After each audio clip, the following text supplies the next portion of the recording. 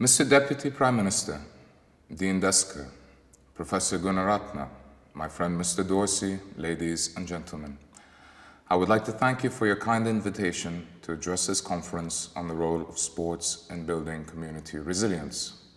I am most grateful for this opportunity to share my thoughts and experience with you. Dear friends, your conference tackles an important and global reality that we face across the board, regardless of our race, religion, gender, or political inclinations. Extremism is a phenomenon that threatens our common humanity and constantly challenges our potential to develop and progress. It is anathema to the most basic human values that we must not only uphold, but protect and promote: respect and dignity. This is where sports plays a key role. Throughout my career in football as president of both the Jordan Football Association and the West Asian Football Federation, I've witnessed firsthand the power of this beautiful sport in engaging our youth, empowering local communities and developing pride on the individual and national levels. This is the essence of building community resilience. Sports in general, and football in particular, has the potential to transform lives, especially if introduced and promoted at the grassroots level amongst our youth, which in turn represents the majority of our population in Asia.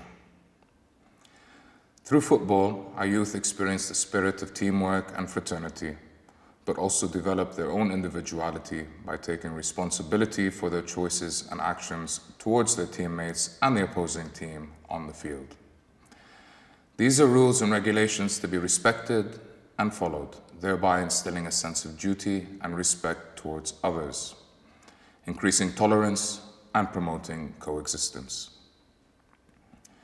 Recognizing the importance of the role sports can play, we have focused on youth development projects at the Jordan Football Association through youth centers and football academies for our young boys and girls. Our grassroots development program focuses on football as a tool to ensure the health of our youth and develop our next generation of players. In addition to its own development programs, our football association supports civil society initiatives such as LG Harat League, an admirable project organized by a local NGO in cooperation with public sector entities. The project aims to promote road safety, especially in disadvantaged neighborhoods where children have no access to playgrounds, by organizing a national championship for 500 teams representing their neighborhoods across Jordan. I've seen the excitement of the players at the final game. They felt a sense of purpose and pride. I have recently completed a tour of more than 22 sports clubs across Jordan in an effort to assess their needs. It is, to my disappointment, the missing link in the football equation is the government. Our governments must step forward to serve local communities by building the necessary sports infrastructure for these clubs, starting with those who need it the most. By doing so, governments would essentially be addressing the needs of our youth, empowering our boys and girls, and giving them opportunities to realize their potential. It is their duty. Dear friends, today many of Jordan's players are graduates of our youth programs from all across the country.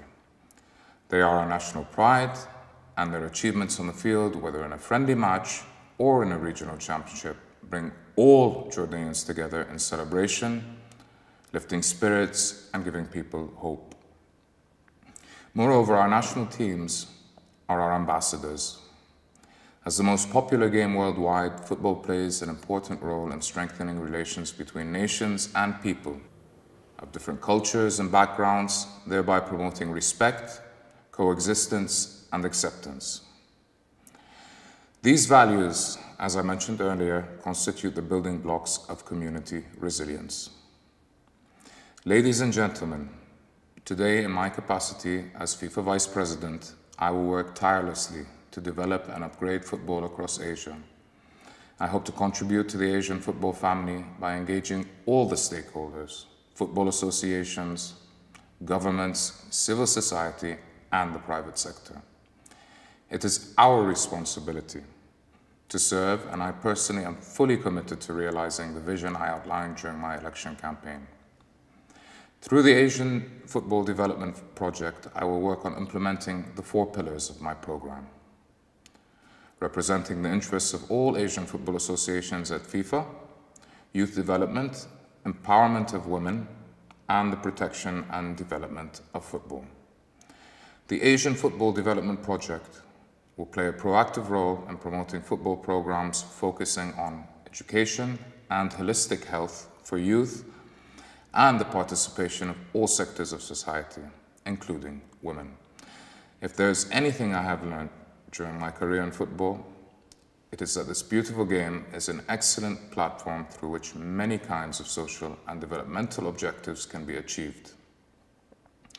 Football can clearly function as a catalyst for social, cultural, and economic development, and most importantly, for building stronger communities based on respect, human dignity, and coexistence. Dear friends, the purpose of today's meeting is to address the challenges our communities face, brainstorm possible solutions, and exchange experiences. Football is my experience. It is one powerful medium, but it does not work in a vacuum. We are all stakeholders, and we must work together to engage, empower, and move our societies forward. Thank you. I wish you a successful conference.